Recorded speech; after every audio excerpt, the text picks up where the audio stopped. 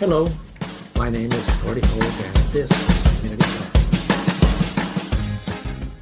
Each of us has stories that help us to understand and to explain our world. I have been very fortunate to have met many interesting people who have had a positive, profound impact on our community and far beyond. People who have had incredible life experiences and fascinating stories that help us to better understand our world. And they help us to connect with each other. And Community Connections is about those people and about their stories. And I'm sure that you will enjoy meeting these amazing, amazing people as much as I have. Thank you. Enjoy. Hi, my name is Gordy Hogue. Welcome to Community Connections. I'm delighted today to have as our guest, Margaret Cuthbert. She's the visionary and the force behind the Friends of Semiahmoo Bay. And the Friends of Semiahmoo Bay are active in the protection and preservation of our very, very special Semiahmoo Bay and indeed the whole Boundary Bay watershed. Welcome, Margaret. Thank you for joining us. Well, thank you, Gordy. It's always fun to chat with you and see what you're up to. Yeah, well, I'm sometimes wondering what I am up to too. So tell us a little bit about how you came to this community and your engagement in this community. And I think you were here for a little while before you really got into the issue of the environment and Semiahmoo Bay. Yes, well, I kind of like to think of starting with you by letting you know that I'm actually one of the wild BC children. I grew up in the bush when I was little, and I was born on the water. My mother had to be flown in by seaplane. Wow. Yeah. And give birth and then be flown back to the bush. So I like to think I'm one of the few left of those wild BC days. Yeah. And I think that's an important point before I tell you why I came here, and I'll get to that in a minute. But yes, my first husband and I, we came from UVic in Victoria and went to UBC for a number of years. And I got very ill with asthma in Vancouver. And so we were thinking about where to relocate, and we decided White Rock would have the best air quality. And we had heard about the good water quality here. So we came. And we found an Art Deco house, which we were able to get into, which is the house I'm still in. In fact, years later, I invited the Canadian Art Deco Society to come out and have a tour of all the Art Deco houses in White Rock.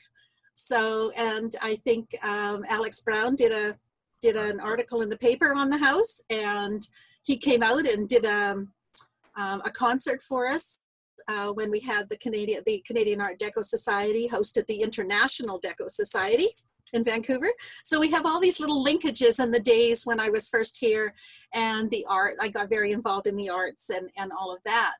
I had come from studio arts at UBC, etc. So and then my husband passed away suddenly, and I realized I've got to get out there and start working. So I did start a design company, architectural design, and started with my own place and renovated my house and started meeting people and giving them plans and renovations, and got involved in construction in the area. So South Surrey and White Rock have a few of the houses I've done and the houses I've built, and those clients are still friends today. So we've always made friends with clients, and they knew that we had integrity and they could trust us, and we trusted them, and so it was very good. Those were the days of building with a handshake. So that was all good stuff.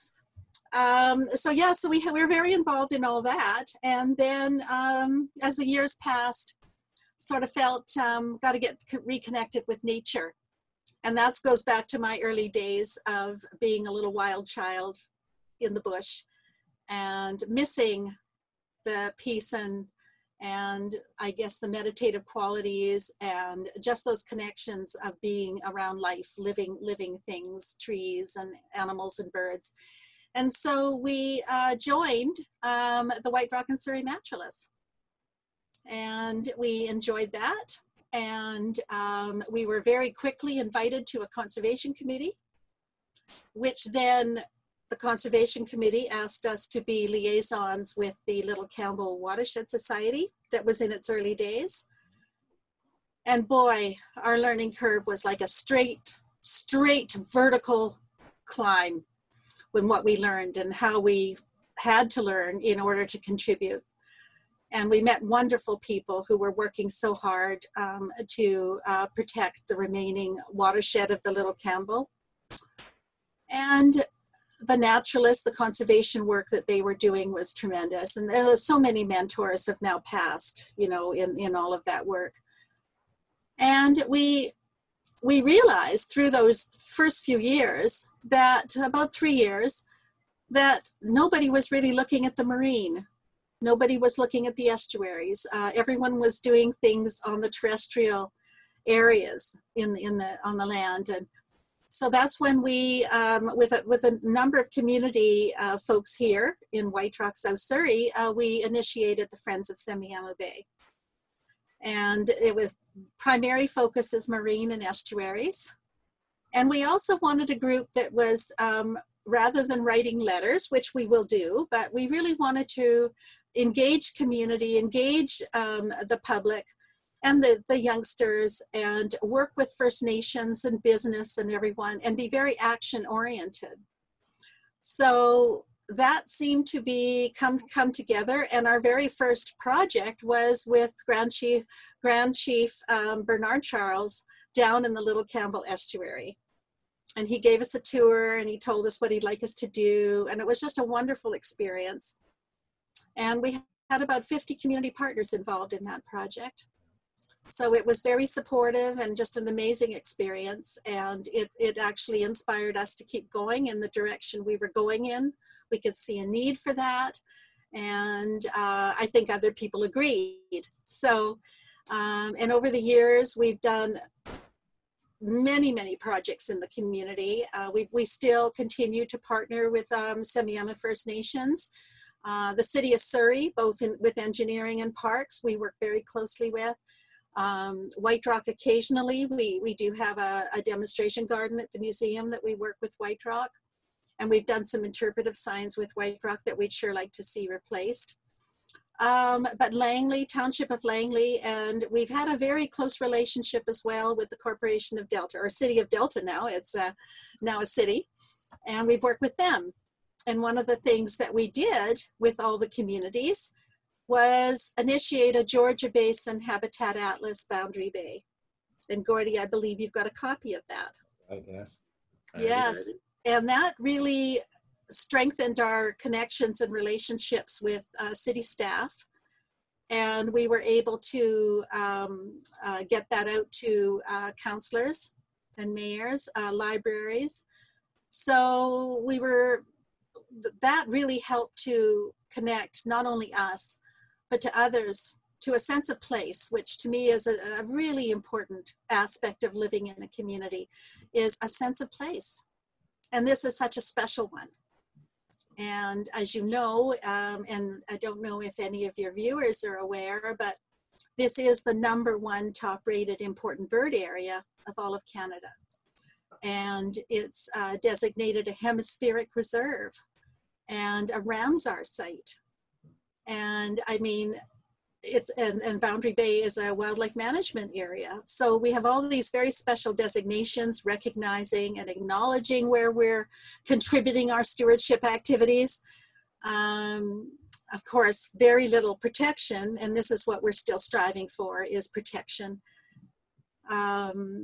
So I think that's our passion now. Our full-time passion is to care for and to contribute to this community via the community's health and even the economics through protecting the very special place we live in.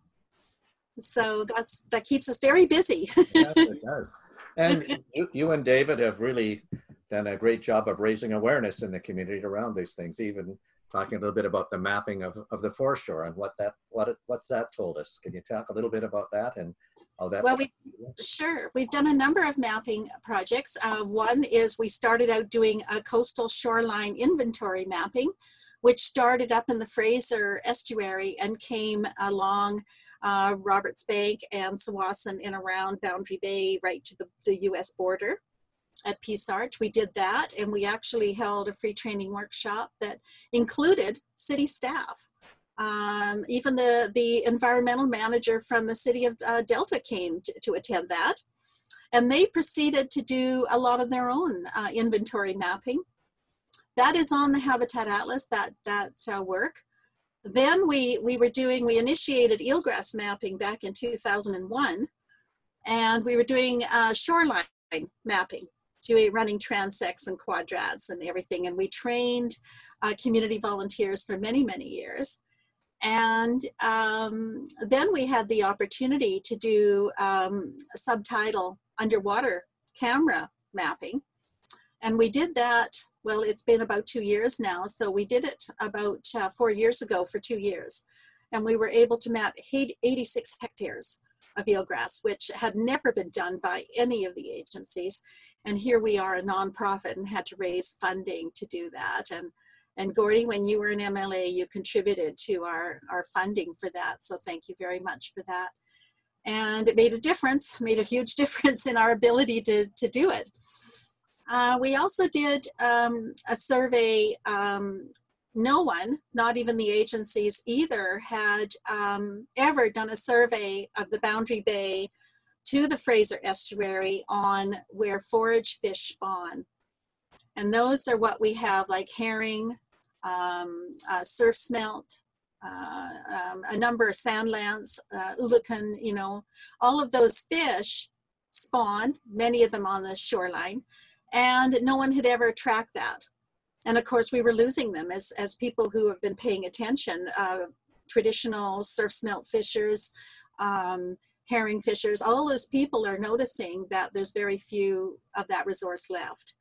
And we've suggested ways we could help to develop that, but we haven't had a lot of support on that. The other thing is shorekeepers, and you've been down to meet our shorekeeper volunteers, lots of community over the years. I'd say we initiated that about 2004. Was a DFO project for 3 to 5 years, and our volunteers wanted to do it continuously right up to this year, to COVID. And very enthusiastic to go and survey and see change over time. And what I loved was I felt it was a really good public relations program for fisheries and oceans. But what we did was we promoted training workshops with both the high school kids and the community. And we'd have often 50 community people at our training workshops. It was just wonderful. It's inspiring, you know, when community's interested and they come out and they participate. I just love that. That's an aspect that keeps me going, and having the young people come and then they follow up with us. They come and contact us and want data from our office, and they want information so they can do their international baccalaureate programs.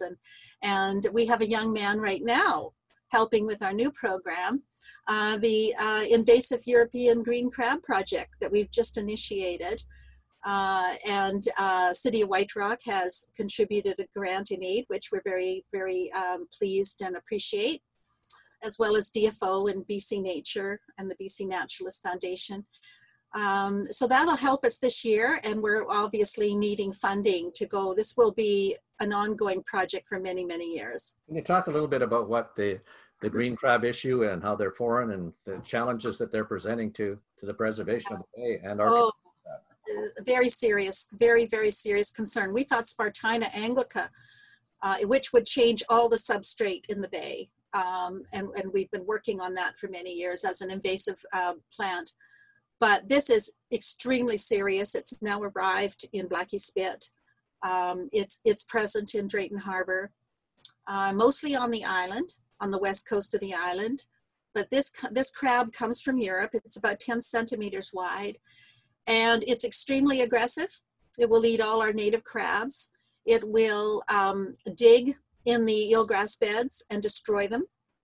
There are areas in the Atlantic coast where there's no eelgrass left. And for eelgrass is essential for our oxygen. It's essential for all our commercial fish and crab species. Salmon wouldn't survive without it. Cod. So this is an essential habitat to protect. And we have what's considered the most important eelgrass meadows in BC, at least on the coast here in Boundary Bay and Roberts Bank. So this is very concerning, and we learned about it, and we realized that we're going to pull back a little on the eelgrass mapping. It's not essential now, right now anyway. We can always step up when we do need to do it, but this project is essential that we have community volunteers out trapping and finding out where it is. And we had a project coordinator out on Wednesday with Fisheries and Oceans visiting the sites. And this past Thursday and Friday, we've just done some trapping down at the Semiahmoo First Nation estuary on the Little Campbell. And I'd love to, I can give the community their first announcement that we had hundreds and hundreds of shore crabs, native shore crabs, and not one green crab. So that was exciting, wonderful, positive news for us. But they have been seen at Blackie Spit, and we will be there next weekend. So we're going to be trapping down there. I remember Bernard Charles telling me 20 years ago or more about the eelgrass and the mapping that he was doing. And I think there was some international cooperation around that. And I remember Bernard going out with people just mapping that and trying to explain to the community how important this was. And yes. Reinforcing that with the work that you're doing now. Well, Grand Chief Bernard Charles actually participated, and it was really the Semiahmoo First Nation at their urging to start the Shared Waters Alliance. And that was part of the Georgia Basin Ecosystem Initiative. And so we got very involved right at the initial stages when Environment Canada was kind of sitting on their what you would call, not moving too much. and so we would phone them every couple of weeks and kind of be a thorn in their side. And eventually they finally launched the initiative for water quality sampling. And of course, obviously, this was urged by the First Nations because the shellfish harvesting had been closed. Their people had been arrested, and it was a very, very upsetting time for our First Nation people. And so it was really amazing because the Shared Waters, we were able to bring other partners in with Environment Canada, and a lot of our US partners, like even the governor's office would attend these meetings in Washington out of Olympia. And City of Surrey was very supportive. They actually hosted a lot of the meetings, but it was wonderful in those days. I remember Uncle Willie coming and Bernard and, and then Kevin Cook started coming. And now it went till about 2011, and then it kind of stalemated. And now the new chief, Harley Chappelle, is now very involved, and he's one of the core team members with our partners, Arasha and ourselves, and Birds Canada is involved. So we're working very hard to get some sampling done, and I think there's quite a bit of improvement. Some of the failed septic systems and things have been fixed, and we're hopeful now. We're hopeful that, this can be cleaned up and reopened, at least for traditional harvesting. At least if the First Nations can do what they'd like to do, that would be really key. So that's a plus that's going on, and it's a lot of community effort to go work for that. So, and certainly you and the people who are aware of have made a big difference in terms of influencing government with respect to that.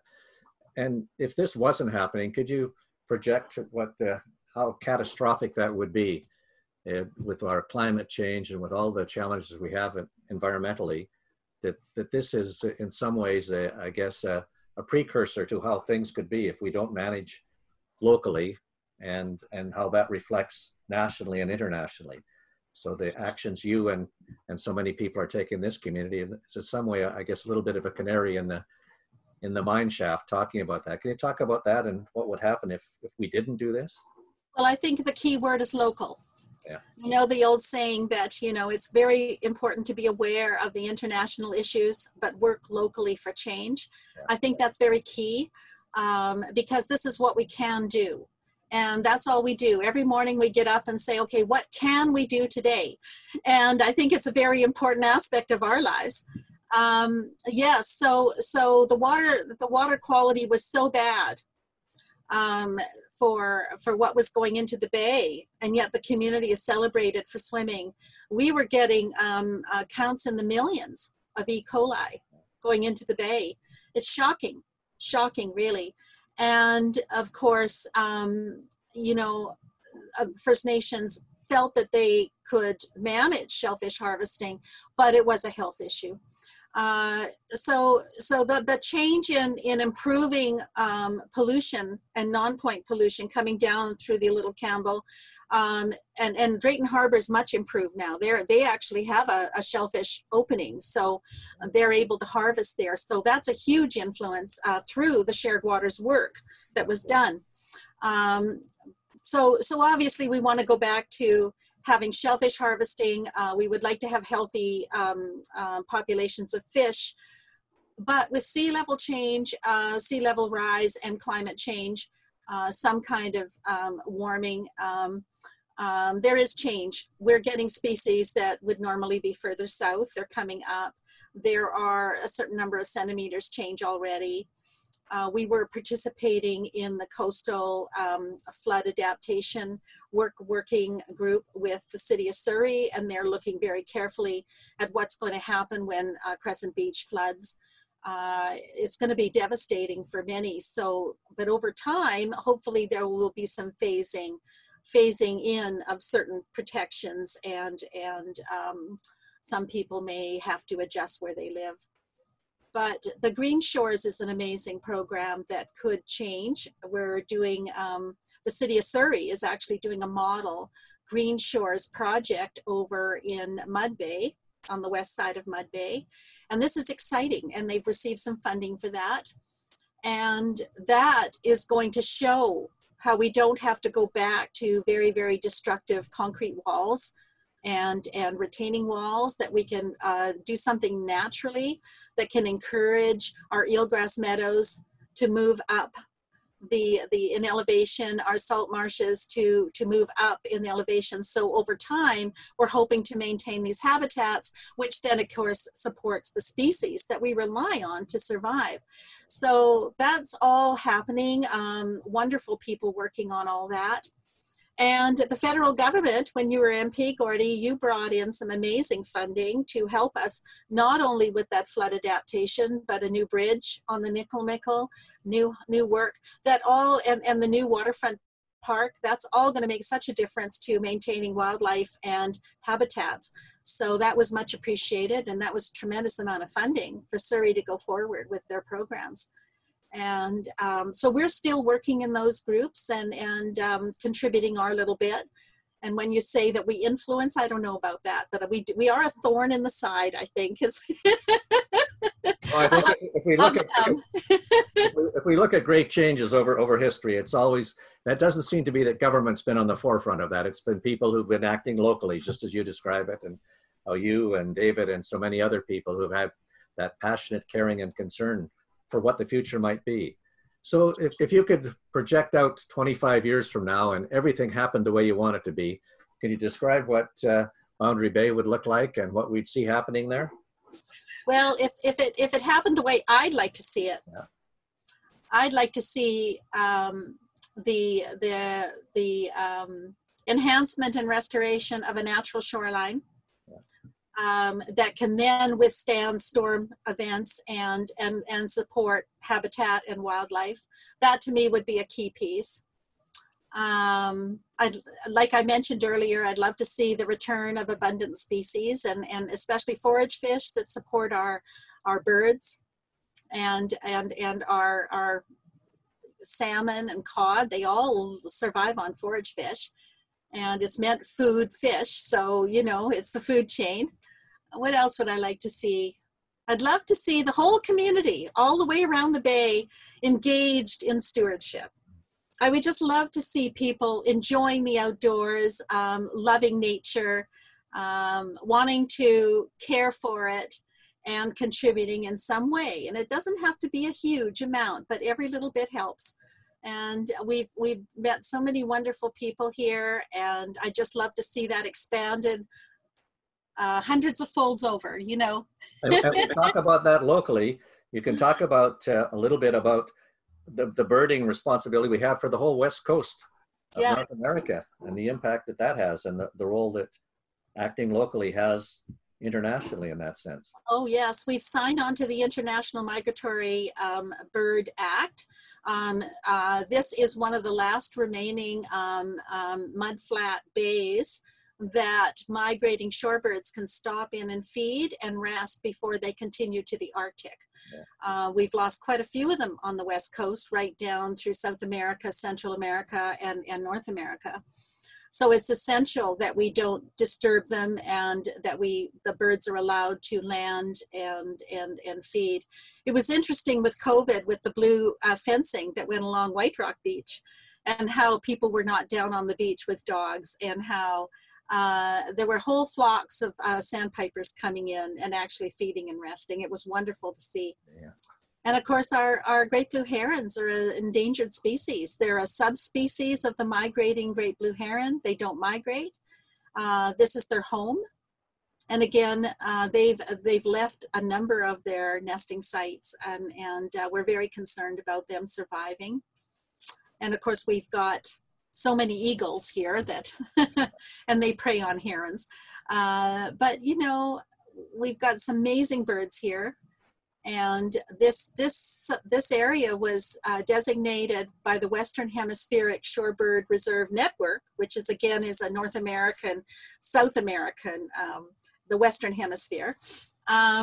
This was considered a hemispheric reserve, so that is a very interesting designation. There's all these global Ramsar, you know, that's a UN designated for wetlands. Very important, and that includes Burns Bog and the Serpentine WMA and a number of Rifle, like all these WMA areas, and of course Boundary Bay. And we think nothing of just acknowledging all this, but I don't think a lot of people know about it. You know, it would be wonderful. I think that would be a vision I'd have, is that everybody knows about it, and everybody loves it and cares about it. And we have, yeah, incredible vision for our future, and for the caring of our future, and for our children and our grandchildren, and for generations to come. If we're not responsive to this, then that will be the legacy that we will have to live with, and or we'll be, I guess, past living then. But certainly the vision and the energy and information that you brought to our community, and indeed to the whole Lower Mainland and beyond, is a great credit to you.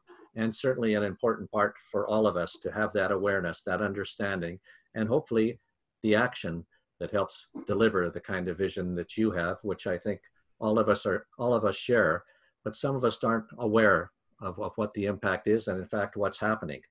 I know when I grew up here that the tide has changed dramatically in terms of the sand and the impact that's had on the beach, and so we want to make sure that our legacy is not going to be contributing to that we are doing the kind of things you're saying. So we're happy to connect with people if they want to get hold of us, Gordie. Yeah. We have a website that they can ask in questions and information. We're always happy to hear from people.